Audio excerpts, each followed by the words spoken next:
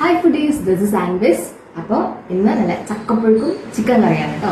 അടിപൊളി കോമ്പിനേഷനാണ്. കഴിച്ചറിയാവേ.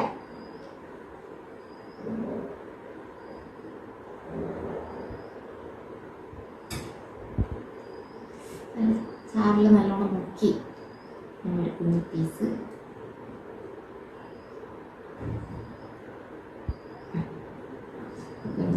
ഇങ്ങനെ ചാറിൽ മുക്കി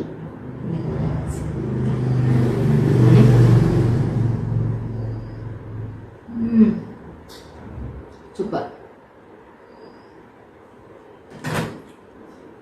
ചക്കപ്പുഴുക്കിൻ്റെ കൂടെ പിന്നെ ഉള്ള കോമ്പിനേഷൻ വരുന്നത് ചിക്കൻ കറി അടിപൊളി കോമ്പിനേഷനാണ്. പിന്നെ ബീഫ് കറി, പിന്നെ മീൻകറി ഓക്കെയാണ് കേട്ടോ. നല്ല മുളകിട്ട മീൻകറി. പിന്നെ അതെല്ലാം നോൺ വെജ് ഓക്കെ അല്ല എന്നുള്ളവർക്ക് നല്ല മാങ്ങാച്ചമ്മന്തി ഇല്ലേ, മാങ്ങാച്ചമ്മന്തി അടിപൊളി കോമ്പിനേഷനാണ്. ഇതൊരു രക്ഷയില്ല, മാസ്.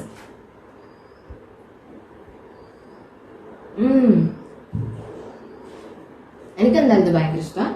നിങ്ങൾ പറ്റുന്നത് ട്രൈ ചെയ്ത് നോക്കൂ കേട്ടോ. ബൈ.